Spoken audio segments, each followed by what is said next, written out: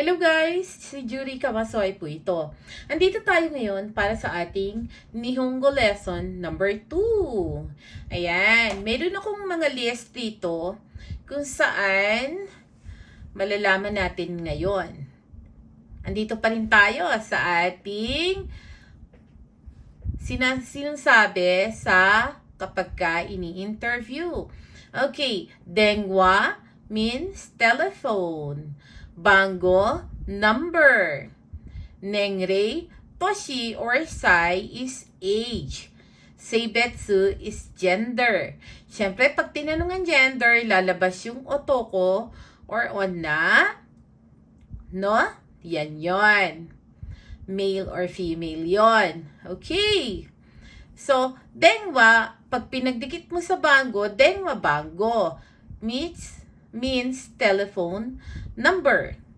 Nengrei, yan yung formal form ng toshi or sai. Ang usual na naririnig nyo ay nansai desu ka?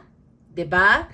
Kahit saan, gamit na gamit yan. Kahit anong edad, nansai desu ka? O kaya, toshi ikutsu desu ka? Nengrei, oshiete kudasai. Seibetsu. Seibetsu. Diba? Gender. Otoko, lalaki. Ang formal form ng otoko is dansei. No? Dansei desu. Watashi wa dansei desu.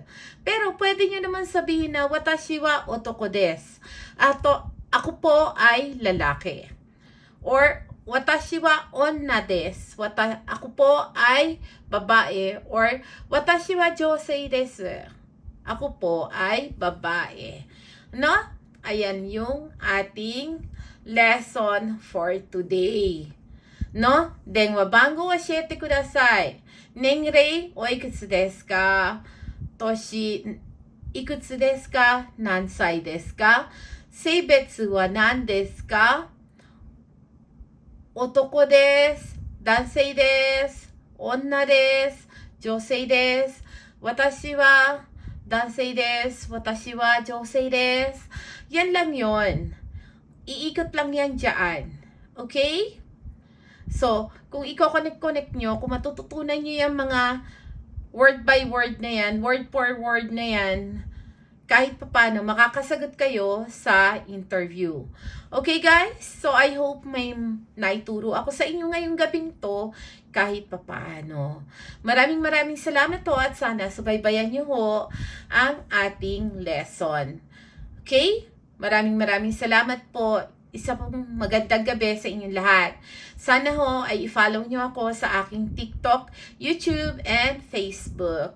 Okay? Si Juri Kawasoy po ito. Isang magandang gabi ho uli sa inyong lahat. Thank you po. Bye!